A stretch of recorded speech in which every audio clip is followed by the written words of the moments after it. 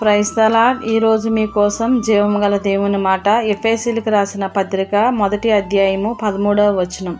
మీరును సత్యవాక్యమును అనగా మీ రక్షణ సువార్తను విని క్రీస్తునందు విశ్వాసముంచి వాగ్దానం చేయబడిన ఆత్మచేత ముద్రింపబడితిరి.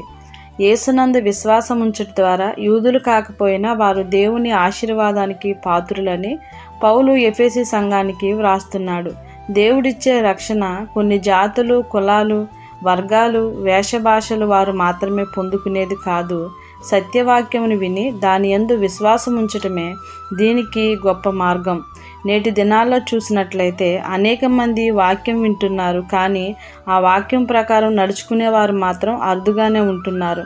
మనల్ని వాక్యం మాత్రమే క్రీస్తును విశ్వసించేలా చేస్తుంది, రక్షణను మనిషికి ప్రసాదిస్తుంది. కావున ఆయన సత్యమైన వాక్యంను విని క్రీస్తునందు విశ్వాసముంచి రక్షణ మార్గంలో ముందుకు కొనసాగుతూ పరిశుద్ధాత్మ చేత ముద్రించబడాలి.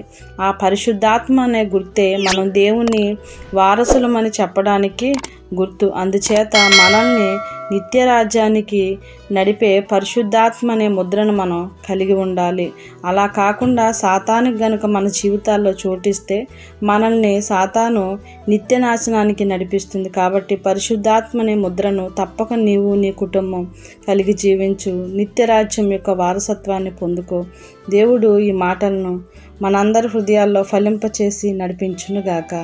ఆమెన్. ప్రార్థన. సత్యవంతుడవు, పరిశుద్ధమైన దేవుడవైన మా ప్రభువా, మీ ఘనమైన నామమునకు స్తోత్రములు.